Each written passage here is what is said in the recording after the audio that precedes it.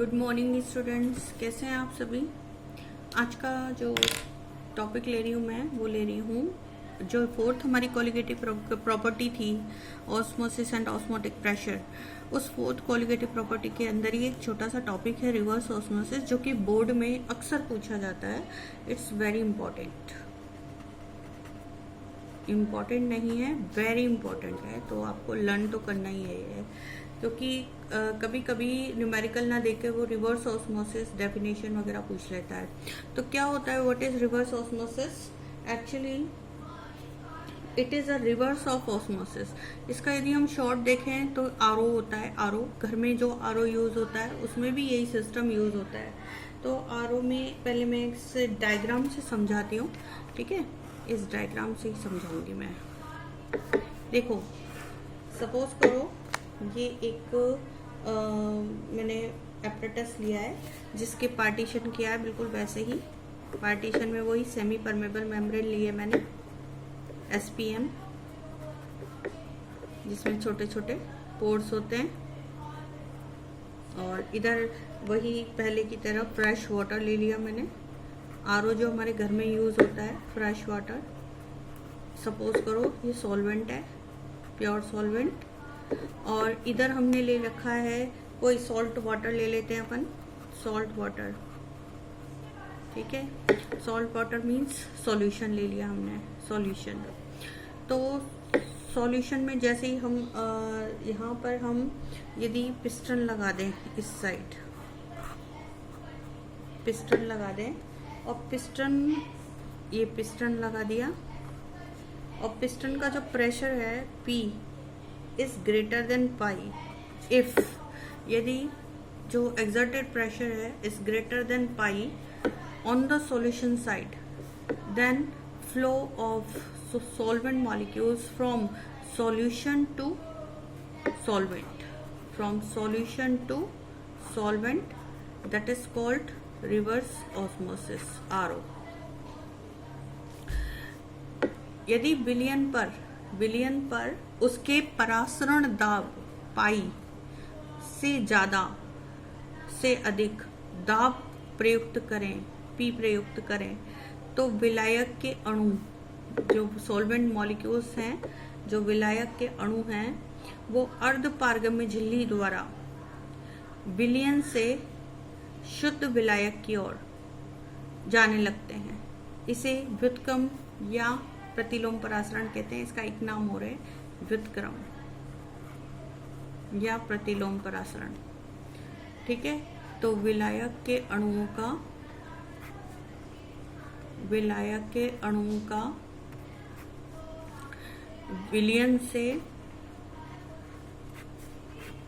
शुद्ध विलायक की ओर गमन, शुद्ध विलायक की ओर गमन क्या कहलाता है? आरओ, रिवर्स ऑस्मोसिस, प्रतिलोम परासरण या व्युत्क्रम परासरण। ये बिल्कुल विपरीत होता है परासरण के। परासरण में हम बात करते हैं शुद्ध विलायक से विलयन की ओर, विलायक के अणुओं का गमन। लेकिन आरओ में हम अपोजिट कहते हैं, विलायक के अणुओं का विलयन से शुद्ध विलायक की ओर गमन। लेकिन ये तभी संभव है जैसे जब ऑस्मोसिस होता है, तो उसमें तो वाटर मॉलिक्यूल्स जो हैं, जल के अणु हैं, वो विलायक से विलयन की ओर गमन करते हैं, अर्धपारगम झिल्ली के द्वारा कम सांद्रता से अधिक सांद्रता की ओर जाते हैं। लेकिन क्या होता है कि जब हम ऑस्मोटिक प्रेशर लगाते हैं, यानी कि परासरण दाब लगाते हैं, तो थोड़ी देर बाद वो विलयन की ओर आने से रुक जाते हैं, ठीक है। तो स्टॉप हो जाता है, उनका जो फ्लो हो रहा होता है सारा इस तरफ हो रहा होता है, वो फ्लो रुक जाता है। लेकिन यदि हम उस ऑस्मोटिक प्रेशर से ज़्यादा प्रेशर हम सॉल्यूशन साइड पे लगाएं, पाई से ज़्यादा लगा दें, तो फिर जो विलायक के अणु हैं यानी जल के अणु हैं, वो विपरीत दिशा में विलयन से और शुद्ध विलायक की ओर गमन करने लग जाते हैं। तो इसे हम कहेंगे प्रतिलोम परासरण। अब घर में ये आरओ सिस्टम होता है, इसमें क्या होता है कि जैसे आपका इम्प्योर वाटर इधर ले लिया आपने, सॉल्टी वाटर, और इधर आपका फ्रेश वाटर है, और ये बीच में एसपीएम है। तो क्या होता है कि जब हम पिस्टन से इस सॉल्ट वाटर पे पाई से ज़्यादा प्रेशर एक्सर्ट करते हैं तो जो सॉल्वेंट मॉलिक्यूल्स हैं वो उल्टी दिशा में, विपरीत दिशा में सॉल्यूशन से सॉल्वेंट की तरफ जाने लग जाते हैं। तो जो जल के अणु हैं, वाटर मॉलिक्यूल्स, सारे फ्रेश वाटर की तरफ आने लग जाते हैं। और फिर यहाँ पर हम आरओ का जो सिस्टम होता है वो इसी तरह का होता है कि यहाँ पे एक टैप लगा देते हैं, नल टैप, ये टैप लगा देते हैं, जिससे हमें शुद्ध पानी, बिल्कुल फ्रेश वाटर आउटलेट हमें मिलता है, वाटर आउटलेट मिलता है। ठीक है, ये इस तरह से पानी हमें मिलने लग जाता है। तो ये होता है आरओ सिस्टम, रिवर्स ऑस्मोसिस। ये बहुत इम्पोर्टेंट है। तो इसमें विलायक के अणुओं का गमन जो है वो विलयन से शुद्ध विलायक की ओर होता है, अर्धपारगम झिल्ली के द्वारा ही होता है। लेकिन शर्त यह है कि जो सॉल्यूशन साइड पर विलयन की तरफ जो दाब लगाया जा रहा है उसका मान परासरण दाब से ज़्यादा हो, क्योंकि परासरण दाब सिर्फ only it stops the flow of solvent molecules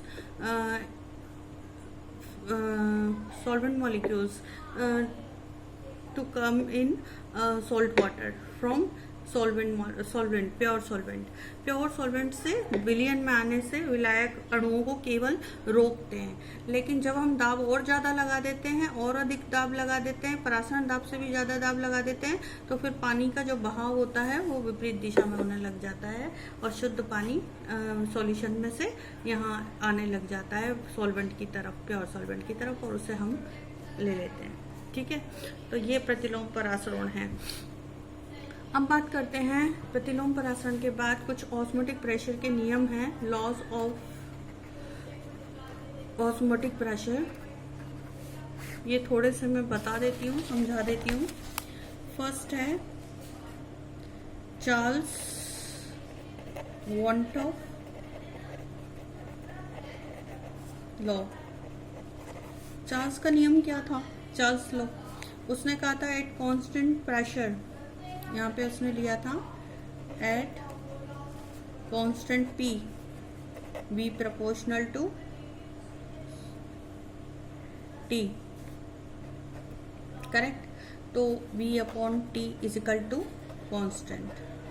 लेकिन यहाँ हम किसके लिए बात करेंगे?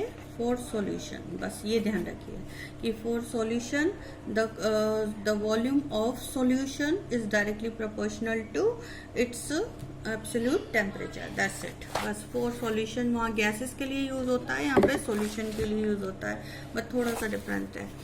सेकंड मैं ले रही हूँ, आई एम टेकिंग बॉयल, नाम सुना ही है बॉयल, वॉन्टॉफ, बस वॉन्टॉफ लगा दिया क्योंकि वॉन्टॉफ ने दिए थे ये, तो बॉयल वॉन्टॉफ लॉ, दोनों के मिक्स लॉ हैं क्योंकि वॉन्टॉफ ने सॉल्यूशन के लिए दिए थे, है ना। और बॉयल का रूल क्या था कि it says that at constant temperature,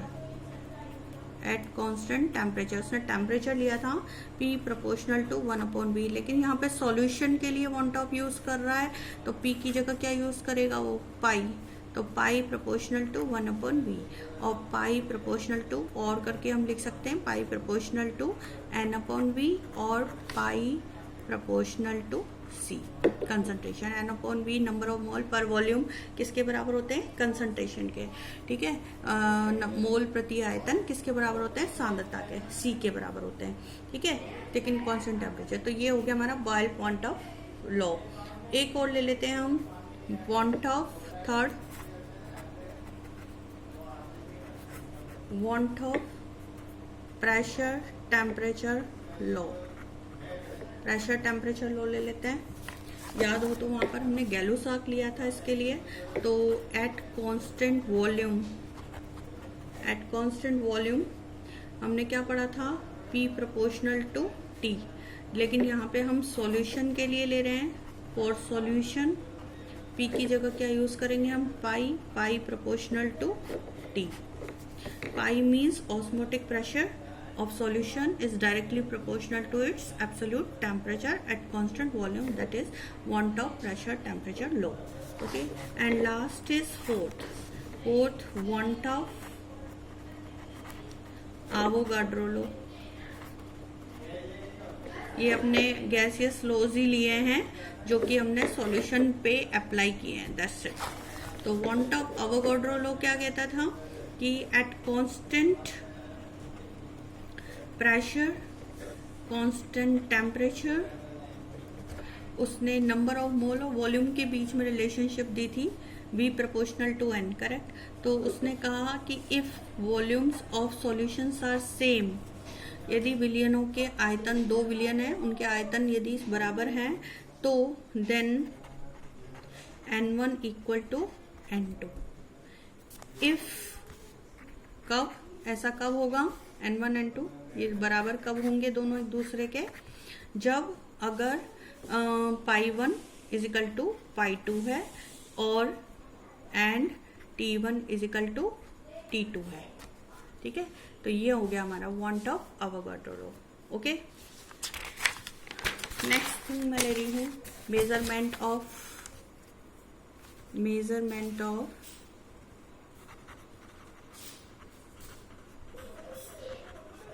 osmotic pressure, OP. ये भी बहुत सिंपल है, छोटा सा है. इसमें एक पोरस एपरेटस, पोरस ट्यूब लेते हैं.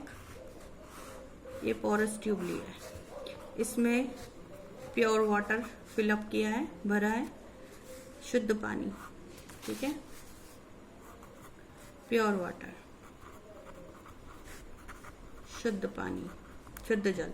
ठीक है, और ये संरद्र पात्र है, लेकिन किससे बना हुआ है, अर्धपारगम्य झिल्ली से घिरा हुआ है. ये पात्र अर्धपारगम्य झिल्ली से बना हुआ एक संरंध्र पात्र है. A porous apparatus which is made up of with semi permeable membrane, correct. ये सेमी परमेबल मेम्ब्रेन से बना हुआ है. अब यहाँ पर इस पोरस एपरेटस को हमने एक बड़े एपरेटस में रख दिया, राउंड, बिल्कुल राउंड एपरेटस में रख दिया, जिसके अंदर हमने सॉल्यूशन भरा हुआ था. सॉल्यूशन, बाहर सॉल्यूशन है यानी कंसंट्रेटेड सॉल्यूशन है, ऐसे ये सॉल्यूशन भरा हुआ है, सॉल्यूशन. ठीक है, तो ये हमारा सॉल्यूशन हो गया बाहर. और अंदर जो संरद्र पात्र लिया है उसके अंदर हमने प्योर वाटर यानी कि सॉल्वेंट ले लिया. ठीक है, अंदर जो संरद्र पात्र है इसमें तो हमने ले लिया विलायक, शुद्ध विलायक ले लिया, और बाहर इसे विलयन से भरे पात्र में रख दिया, विलयन से भरे पात्र में रख दिया. ठीक है, अब यहाँ पर हमने इस संरद्र पात्र से एक नली जोड़ रखी है, केशिका नली, कैपिलरी ट्यूब. ठीक है, इससे हमने कैपिलरी ट्यूब जोड़ रखी है, केश नली, जिसमें कुछ वाटर का लेवल हमने नोट कर रखा है. ठीक है, ये वाटर का लेवल है. सपोज करो ये लेवल पहले यहाँ तक था, ये वाटर का लेवल. ठीक है, वाटर का लेवल यहाँ था. अब क्या होगा कि ऑस्मोसिस के कारण वाटर जो है वो सॉल्वेंट से किधर जाने लगेगा, पोरस के थ्रू सॉल्यूशन में जाने लगेगा, low concentration to higher concentration जाने लग जाएगा. करेक्ट. तो जब वाटर इसमें से जाने लग जाएगा तो ये जो लेवल है ये यहाँ से नीचे डाउन हो जाएगा, यानी इस पर आ जाएगा ये लेवल. करेक्ट. अब इस सॉल्यूशन साइड पर यदि हम इसे पिस्टन से जोड़ दें, इसे पिस्टन से कनेक्ट कर दें, पिस्टन से कनेक्ट कर दें, और यहाँ पर हमने जोड़ दिया इसके साथ मैनोमीटर,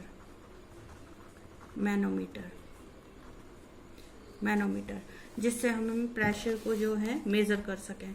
तो क्या होगा कि जब हम सॉल्यूशन साइड पर ये पिस्टन को यूज करेंगे और सॉल्यूशन साइड पर प्रेशर लगाएंगे, तो ये जो फ्लो था, जो कि सॉल्वेंट मॉलिक्यूल्स थे, विलायक के अणु जो कि शुद्ध विलायक से कहाँ जा रहे थे, बाहर विलयन में जा रहे थे, उनका जाना रुक जाएगा. It stops the flow of solvent molecules from porous apparatus to solution. Correct. जब ये रुक जाएगा तो इट मीन्स ये जो यहाँ पे लेवल जो है वो स्थिर हो जाएगा, करेक्ट। अब लेवल को गिरने से वो रोक देता है।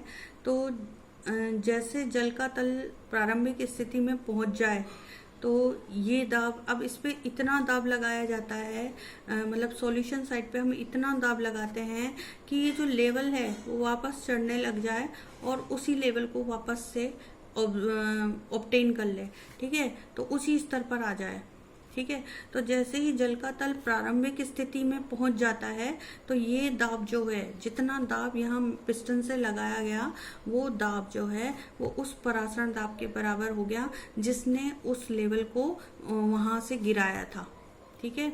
तो ये वाला जो दाब है दिस इज इक्वल टू पाई, पाई के इक्वल हो जाएगा, क्योंकि पाई जो ऑस्मोटिक प्रेशर है उसी ने तो उस विलायक के अणुओं को विलायक से विलयन में आने से रोक दिया था। तो ये लेवल यहाँ पर आके स्थिर हो गया था।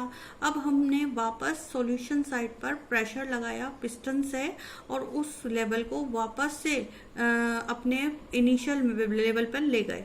इनिशियल लेवल और जो इनिशियल लेवल पे ले गए तो इनिशियल और जो फाइनल लेवल था उनके बीच का जो डिफरेंस था, जितना डिफरेंस आया वो हमने मैनोमीटर से चेक कर लिया कि कितना प्रेशर है, वो प्रेशर एटमॉस्फेरिक प्रेशर के बराबर होगा, ठीक है। तो इस बार एक बार मैं और बता देती हूँ कि इस विधि में एक संदर्भ पात्र लेते हैं, ठीक है, उसके छिद्रों में अर्धपारगम्य झिल्ली का प्रयोग किया गया है और इस संदर्भ पात्र में हमने शुद्ध जल भरा है और एक इसे विलयन से भरे बेलनाकार पात्र में स्थिर रख देते हैं, ठीक है। बेलनाकार पात्र में एक पिस्टन और मैनोमीटर लगा देते हैं ऊपर और शुद्ध जल जो है वो विलयन में क्या होने लग जाता है, परासरित होने लग जाता है, जिसके कारण संदर्भ पात्र से जुड़ी जो पतली नली है, केश नली है, उसमें जल का स्तर गिरने लग जाता है। इस स्थिति में पंप द्वारा हम पंप लगाते हैं या पिस्टन लगाते हैं, तो पंप द्वारा इस विलयन पर दाब डालकर जो पतली नली है उसमें जल के स्तर को गिरने से रोक देते हैं और जैसे जैसे जल का तल वापस प्रारंभिक स्थिति में पहुंच जाता है तो वो दाब, वह दाब परासरण दाब पाई के बराबर हो जाता है, ठीक है। तो ये हमारी जो विधि थी मेजरमेंट ऑफ ओपी की, ये बहुत नाम से फेमस है, बर्कले हार्टले मेथड, ठीक है, बर्कले हार्टले विधि, बर्कले हार्टले मेथड, इंग्लिश में भी यही कहते हैं, बर्कले हार्टले ने इसको डिस्कवर किया था, तो बर्कले हार्टले मेथड है। तो ठीक है, तो अब इस पे न्यूमेरिकल हैं, उनकी आप प्रैक्टिस कीजिए। बाकी ऑस्मोसिस का जितना टॉपिक था वो मैंने कंप्लीट कर दिया है आज। Thank you very much.